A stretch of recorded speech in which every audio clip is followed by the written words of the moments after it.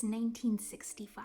You've done everything right. You've secured the high-ceiling apartment, the rising star husband, and the promise of a nursery filled 3 times over. Shortly after moving into your new apartment, things seem to fall into place, and your husband becomes recognized. He even tells you, let's try for that baby you have been yearning for. The American dream, at least as the 1960s sold it to women, seems to be coming to fruition. So you are made pregnant. The pains come early and stay long, and everyone assures you they'll pass in a day or 2. Smoothies are handed to you with the ingredients being Satan knows what, and once you start connecting the dots, you are not met with understanding or belief, but instead a word, a label that looms over you and can turn your life on a dime. Hysteria. Hey everyone, I'm Nikanak, and I make videos about everything I question and overthink, and today I want to talk about what happens when the world decides a woman cannot be trusted with her own reality. So without further ado, let's get into it.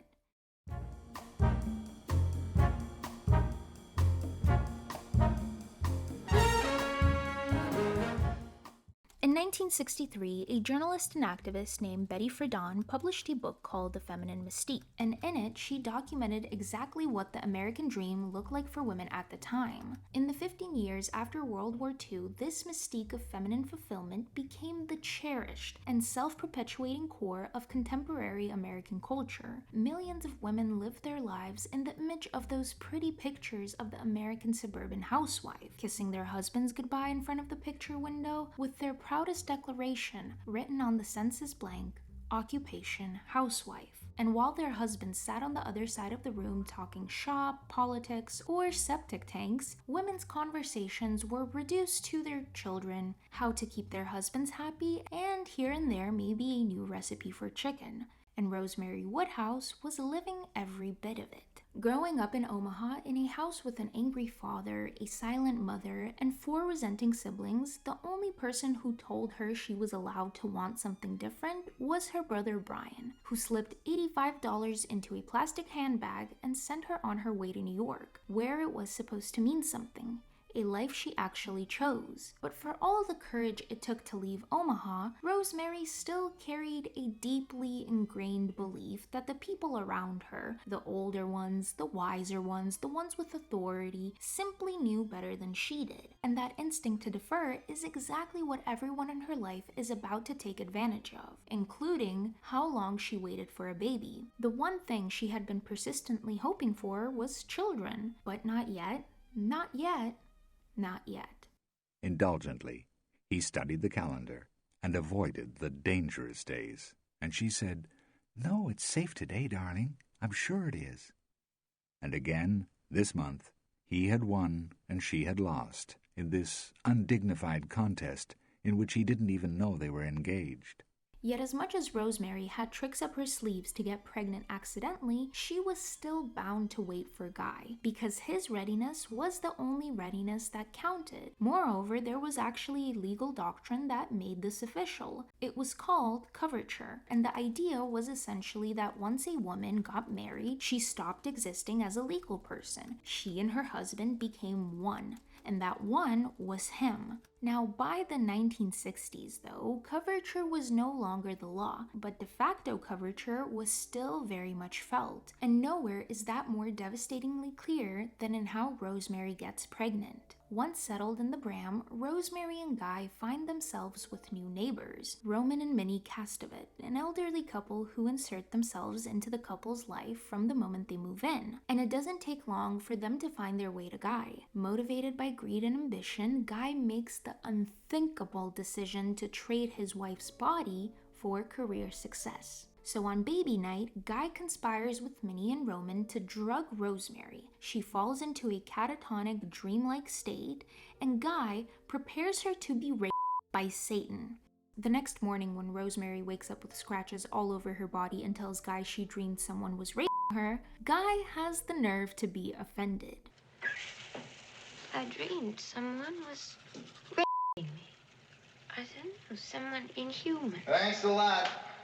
Even if Rosemary had tried to do something about it, even if she had walked out that door and gone straight to the police, it wouldn't have mattered, because while the legal doctrine of coverture was formally abolished, its principles continued to be heavily enforced in practice, like marital rape, for instance, was not criminalized across all 50 states until 1993. But it goes even further than that. Rosemary wouldn't have faced just one legal wall, she would have faced three. First, under the lingering shadow of coverture, Guy was the legal head of the household. Second, corroboration laws. See, in the 1960s, many states required a witness to corroborate a woman's account of a crime. A woman's word alone was not enough. And third, Rosemary would have been considered an unreliable witness. If she had walked into a police station in 1968 and said, "My husband and our elderly neighbors drugged me and let Satan into my bed," the police would not have called a detective. They would have sent her home and instead asked the husband how he was doing. So as we can see, the situation is pretty bleak. But when everything else fails, the law,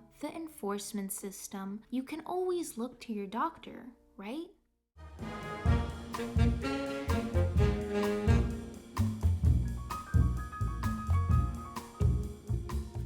No. In 2024, Dr. Elizabeth Evans, a historian of medicine, published an article in the National Library of Medicine, where she documented the Playboy-style culture of the 1960s medical schools. But what's interesting about this research is that it highlights how the medical world was built to privilege a man's expert opinion over a woman's actual life. She writes, building upon women's liberation protests of the 1960s, feminist academics and activists argued that gendered hierarchies and prejudices shaped the U.S. healthcare system. They showed that medicine privileged male doctors' expertise over female patients' experiences, manifesting in the mistreatment, misdiagnosis, and endangerment of female patients. In other words, in 1968, a woman's pain wasn't a medical fact until a man agreed it was. So when Rosemary becomes pregnant, she is introduced to a new doctor, Dr. Abraham Saperstein, recommended of course by the Castovets and enthusiastically endorsed by Guy. Abe Saperstein, one of the finest obstetricians in the country. Wasn't he on Open End a couple of years ago? That's right.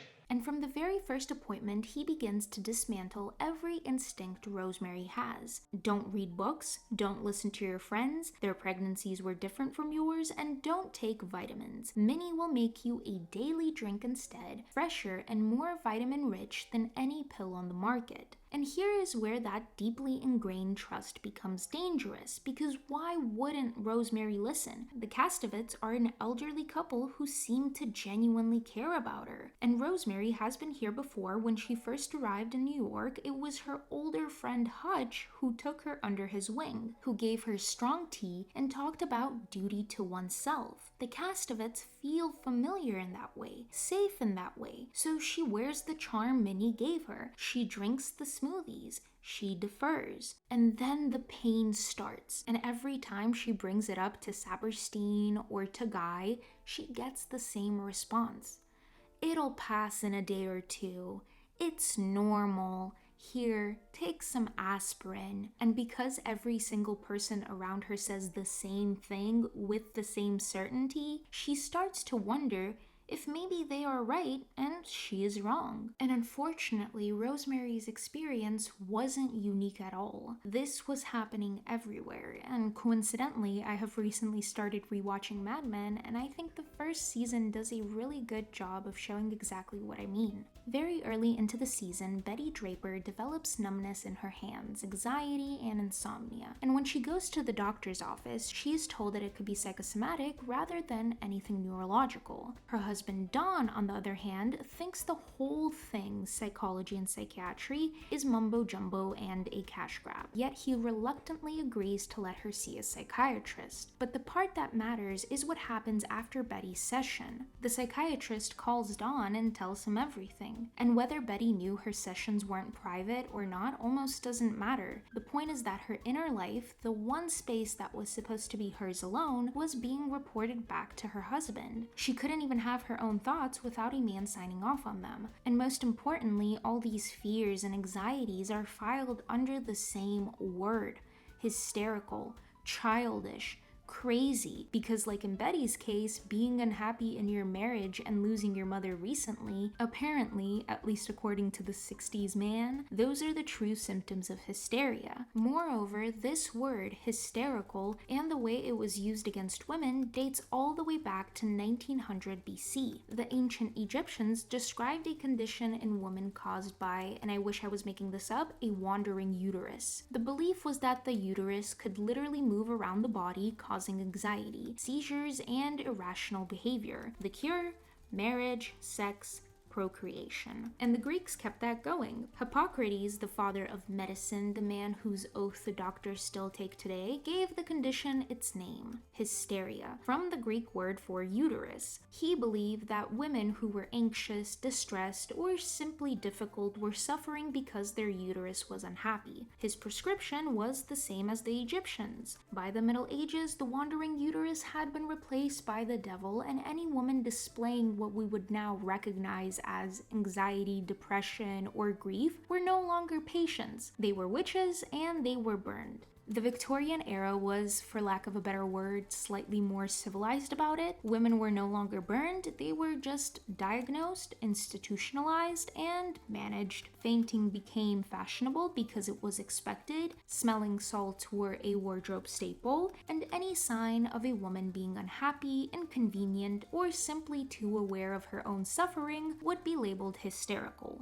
Then came Freud, who, to his credit, argued that hysteria wasn't exclusively a female disease, but even his version of the diagnosis was still fundamentally about women's relationship to their own sexuality and their inability to fulfill their natural role. Now, by the time we hit the era of the Rosemarys and Bettys, women who expressed anxiety or contempt for their lives as housewives were openly labeled hysterical and given mommy's little helper, which was a chemical means to pacify the difficult wife.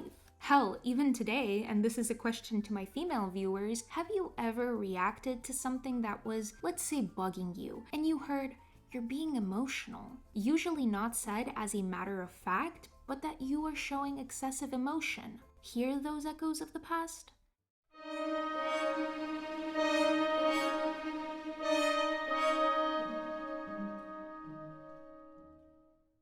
Now, as much as we have seen Rosemary being gaslit by everyone under the sun, there were still a good handful of people who immediately saw her state. For instance, Hutch takes one look at her and says, God, It's Vidal Sassoon. It's very in. what's wrong with you?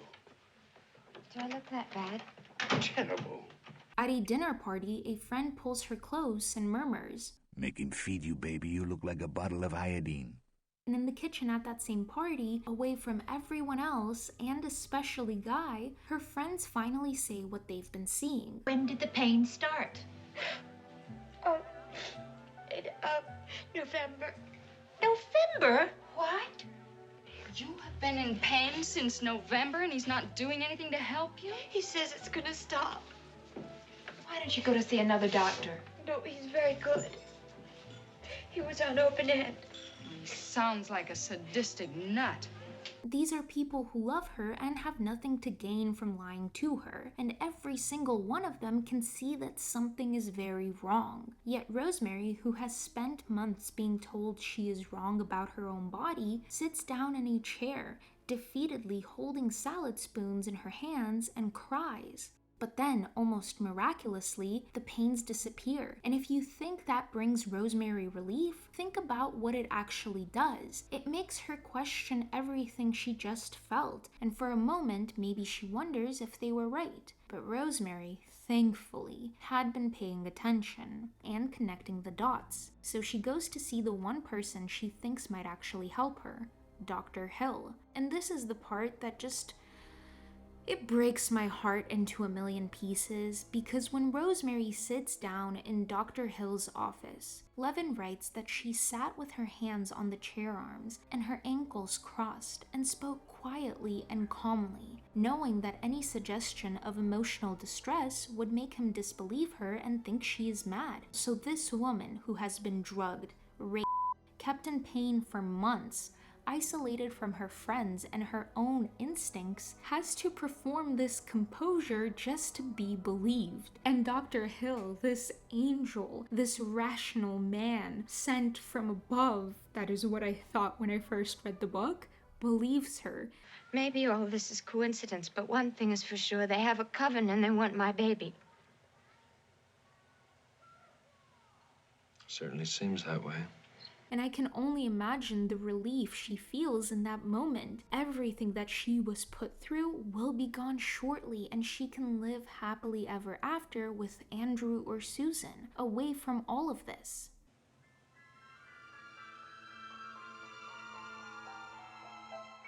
But then, Dr. Hill, living up to the expectations of a 1960s doctor, calls Guy and Dr. Saperstein. They walk in together. Guy stares at the walls because apparently he cannot look at Rosemary, and Saperstein tells her that if she says one more word about witches or witchcraft, they will take her to a mental hospital. Come with us quietly, Rosemary.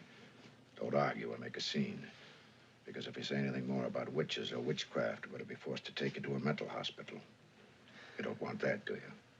So put your shoes on. And out they go. Now, whether Dr. Hill was a part of the coven or whether he simply deferred to a senior colleague over the word of a distressed pregnant woman, the result is the same. Rosemary is walked out of the one place she finally felt believed and returned to the apartment where it all started.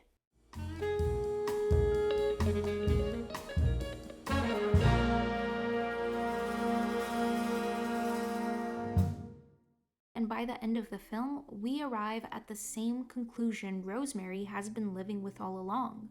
She was right. The charm, the moose, the pain, the scratches, Hutch's book, Roman and Minnie, the baby, Guy, every single instinct she had from the very first moment she set foot in the Bram was correct. And every single person around her, her husband, her doctor, her neighbors, told her otherwise. But the cruel and tragic irony is that being right changed absolutely nothing. Rosemary stands over the bassinet and looks at her child, and she thinks about throwing him out the window. She thinks it will save the world from Satan knows what, and the headlines will read, "Mother slays baby in self at Bramford."